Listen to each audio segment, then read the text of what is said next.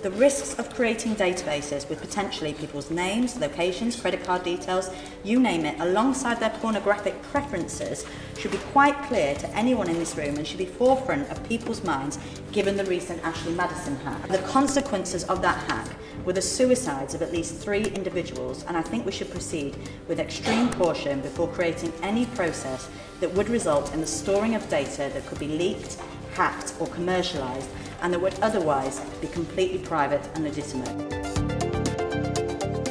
Age verification, which is part of the Digital Economy Act, is actually an incredibly controversial piece of legislation. What it means is that anyone accessing adult content on the internet will have to put forward verification that they're over 18.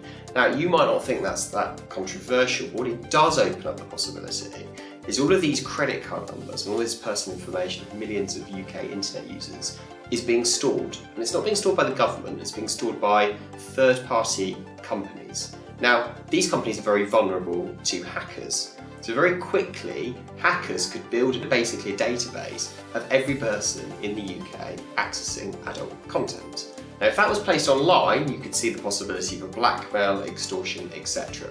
So this legislation may seem and the government argued that it was common sense and it was to protect people, but actually it opens the door for major data breaches. This legislation is just another erosion of internet freedom, where suddenly we're being asked to verify ourselves online, hand over our credit card details to third-party providers. And so there's a creeping clamp down on internet freedom in the UK. And the worry is, it's not just we're not just setting a bad precedent here, in the UK, it's setting a really bad precedent for other countries who basically end up copying the worst elements of UK law. The Ashley Madison hack, where the names of a lot of people who'd used a particular website were placed in the public domain, actually was quite a systematic breach of a lot of people's privacy. It might not just be used by individual hackers. It could be used by governments who want to put pressure on individual politicians. It could be used by governments in order to put pressure on sections of the population. Again, the point about security is a collective thing. We all have to be secure. If we create these databases of information on them, often we make ourselves less secure, because my address or where my children go to school is information that I really wouldn't want to put on the internet.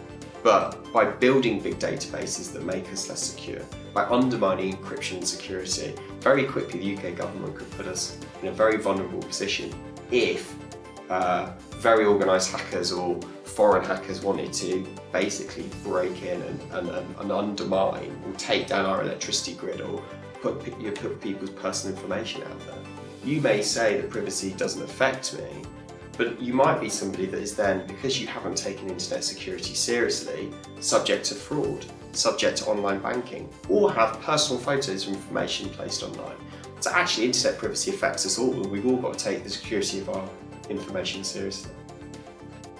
Thank you for watching, and remember to like, share and subscribe. And if you don't feel like liking, sharing and subscribing, remember, you can also hack us. We have a bug bounty, and if you are able to break into our services, we will pay you money. Good luck, and I'll see you online.